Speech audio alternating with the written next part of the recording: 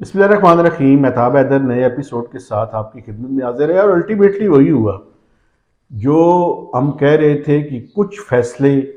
ججز ایسے کرتے ہیں جو تاریخ میں سیاہ حروف سے لکھے جائیں گے۔ تو اب فیصلہ آ گیا، اب تاریخ خود مرتب جب ہوگی تو وہ فیصلہ کر لے گی کہ کون سے فیصلے سنہری حروف میں لکھنے کے قابل ہیں اور کون سے فیصلے سیاہ حروف سے لکھے جائیں۔ میرے خیال میں پاکستان کے اندر جیسے کہ پچھلے دنوں فرحت اللہ بابر صاحب نے پارلیمنٹ کی ایک کمیٹی کی پروسیڈنگز کے دوران ایک تجویز دی تھی، اور وہ تجویز بڑی زبردست تھی۔ آپ نے کم اور کسی سے یہ ان کی جو اتنی امپورٹنٹ تجویز ہے اس کے بارے میں شاید ہی آپ نے سنا ہو۔ وہ تجویز یہ تھی کہ انہوں نے کہا کہ پارلیمنٹ میں ایک رجسٹر جو ہے وہ رکھا جائے، اور اس رجسٹر میں کچھ لوگوں کے کام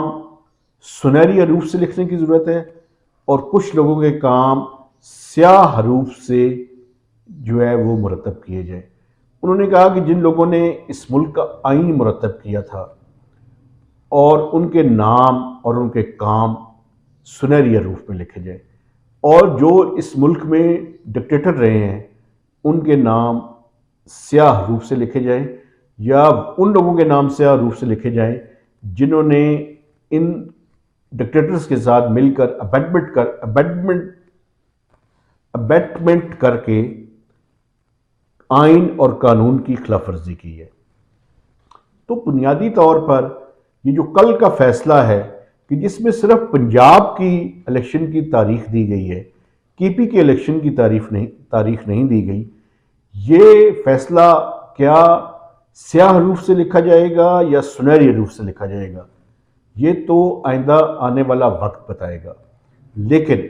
جو اس ملک کی آن گراؤنڈ پولیٹیکل ریالٹیز ہیں وہ میں آپ کے سامنے رکھنا چاہتا ہوں۔ اب ہوگا یہ کہ یہ جو مئی کے الیکشنز ہیں، یہ ابھی کی جو صورتحال ہے اس میں مجھے نہیں نظر آ رہا کہ یہ الیکشنز ہوں گے۔ آپ دیکھیے گا کہ ایک نیا اب وہ شروع ہوگا ٹسل کا عرصہ، جس میں election commission of Pakistan, ministry of finance, security کے ادارے یہ اس جو آرڈر ہے اس کو کمپلائی نہیں کریں گے اور وہ الیکشنز نہیں ہوں گے۔ میں آج کی تاریخ میں آپ میرے یہ الفاظ نوٹ کر لیں کہ جو مئی کا الیکشنز ہے یہ سپریم کورٹ کی اس ججمنٹ کے باوجود نہیں ہوگا، اور یہ بڑی بدقسمتی ہے کہ اگر سپریم کورٹ جیسی ایپیکس کورٹ کا فیصلہ بھی عمل درآمد اس پہ نہ ہو سکے، یہ شو کرتا ہے کہ پاکستان کی جو ریاست ہے اس کے ادارے کمزور ہو رہے ہیں، اور ان اداروں کی کمزوری کے پیچھے یہ سنہری یا سیاہ حروف کے فیصلے بڑا امپورٹنٹ رول پلے کر رہے ہیں۔ وقت کا جو فیصلہ ہوگا وہ بالکل ٹھیک ہوگا، اور وقت بتائے گا کہ ان کا یہ فیصلہ سیاہ حروف میں لکھنے کے قابل ہے یا سنہری حروف میں لکھنے کے قابل ہے۔ چونکہ تاریخ کسی کے ساتھ زیادتی نہیں کرتی، وہ الٹیمیٹلی اگر اس کو ٹھیک طرح سے انالائز کر کے لکھنے والے لوگ ہوں، اور میں سمجھتا ہوں بحیثیت صحافی ہمارا بھی یہ کام ہے کہ ہم کسی سائیڈ آف پارٹی کی سائیڈ لیے بغیر جو آج کے حقائق ہیں ان کو حقائق کے طور پہ پیش کریں، اور جو چیزیں ہمارا انالیسز ہے اس کو انالیسز کے طور پہ پیش کریں۔ اسی لیے جرنلزم کے بارے میں یہ کہا بھی جاتا ہے کہ journalism is a history written in heist, کہ جرنلزم وہ تاریخ مرتب کر رہی ہوتی ہے جو کہ جلدی میں لکھی گئی ہوتی ہے، کیونکہ آپ کو پتہ ہے ہمیں ایک ڈیڈ لائن جو ہے اس کا سامنا ہوتا ہے، تو اس ڈیڈ لائن کو میٹ کرنے کے لیے ہمیں جلدی وہ تاریخ مرتب کرنی پڑتی ہے۔ تو کل کے فیصلے کی روشنی میں فیڈرل جو کیبنٹ ہے اس کی میٹنگ ہوئی، اور انہوں نے اس فیصلے کو ریجیکٹ کر دیا، لیکن انہوں نے یہ نہیں بتایا کہ وٹ نیکسٹ، آگے کیا ہوگا۔ آگے یہ ہوگا کہ اس فیصلے پہ عمل درآمد نہیں ہوگا، نہ الیکشن کمیشن کرے گا، نہ حکومت کرے گی، نہ منسٹری آف فائنینس کرے گی، نہ ڈیفینس منسٹری کرے گی، نہ انٹیریئر منسٹری کرے گی۔ تو کیا سپریم کورٹ آف پاکستان ایک جو ان کی یعنی اس کے خلاف کیا سپریم کورٹ میں دوبارہ سے پروسیڈنگز ہوں گی؟ کیا حکومت اس پہ ریویو پیٹیشن فائل کرے گی اس ڈیسیژن کے خلاف؟ یہ آئندہ آنے والے چند دنوں میں واضح ہو جائے گا، لیکن ایک ریئل کنفرنٹریشن کی طرف جو ہے وہ بڑھ رہے ہیں۔ اور سپریم کورٹ کا بھی ایک پرابلم ہے،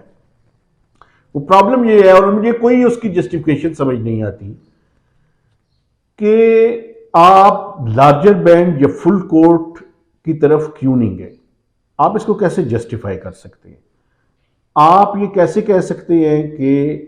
یہ ہم نے 3 ججوں نے ہی مل کے بیٹھ کے فیصلہ کرنا ہے اور آن بیہاف آف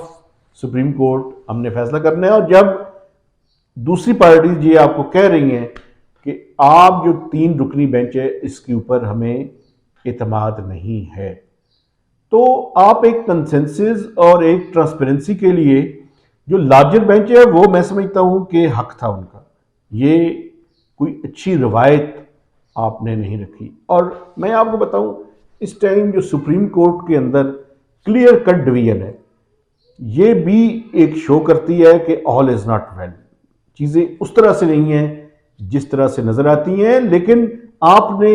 آئین، قانون اور اپنا مذاق بنا کے رکھ دی ہے۔ تو اگر آپ آپس میں ایک لارجر بینچ بنانے کے لیے بھی تیار نہیں ہیں تو دوسروں پہ انگلیاں اٹھانے سے پہلے اپنے گریبان میں بھی جھانک لیں، پھر آپ کے اوپر تنقید ہوگی، اور آپ کو یہ تکلیف بالکل نہ ہو کہ آپ جب آپ پہ تنقید ہو تو آپ کنٹیمپٹ آف کورٹ کی پروسیڈنگز شروع کریں، چونکہ